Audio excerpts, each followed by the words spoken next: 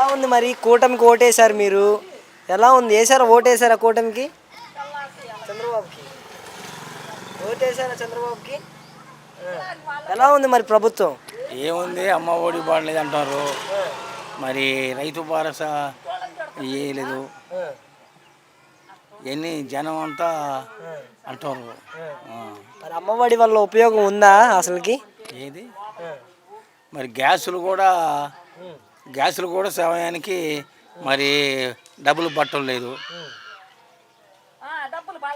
కాదండి, ఇప్పుడు అమ్మఒడి ఉంది చూసారా? ఇప్పుడు ఈ అమ్మఒడి డబ్బులు వేస్తే మనకు ఉపయోగం ఏంటి అంటున్నారు ఆడోళ్ళు అంటారుగా. నేను చెప్పను, నాతో చెప్పి కాకు. రైతు భరోసా సంగతి ఏంటి? రైతు భరోసా పడలేదుగా.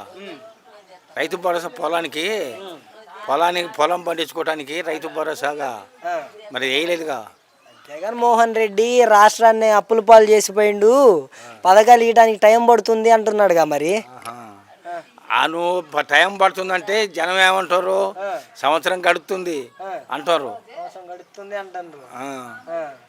మరి నాకు కొంచెం టైం ఇవ్వండి అంటున్నాడు ఇంకా. ఆయన అంటుండు, నేను రాజధాని కడుతున్నాను, పోలవరాన్ని కడుతున్నాను, నాకు కొంచెం టైం ఇవ్వండి అంటున్నాడు. మరేనా అంటే మరి జనాలు ఒప్పుకోవద్దు.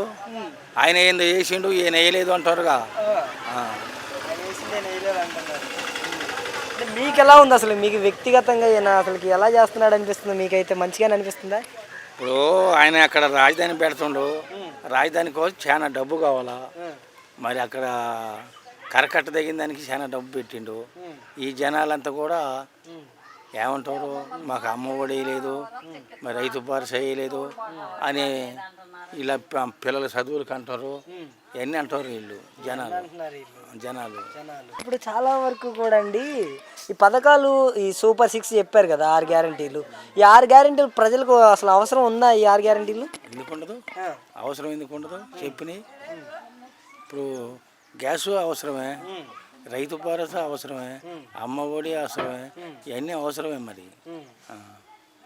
ఉచిత బస్సు కూడా అవసరమేనా? ఫ్రీ బస్సు ఫ్రీ బస్సు ఎంత మటుకు చెప్పు. ఫ్రీ బస్సు కాకుండా ఛార్జీలు తగ్గిస్తే మంచిది. ఫ్రీ బస్సు ఉండకూడదు. కరెంటు బిల్లుల పరిస్థితి ఏంటండి? మరి కరెంటు బిల్లులు పెరిగాయి. బిల్లు అదిరిపోతుంది.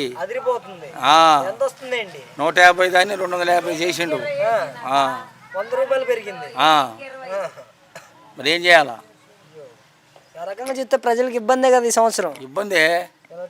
కరెంటు బిల్లు ఫుల్ పెంచిండు. ఇబ్బంది అంటారు. ఇబ్బంది. Thank you.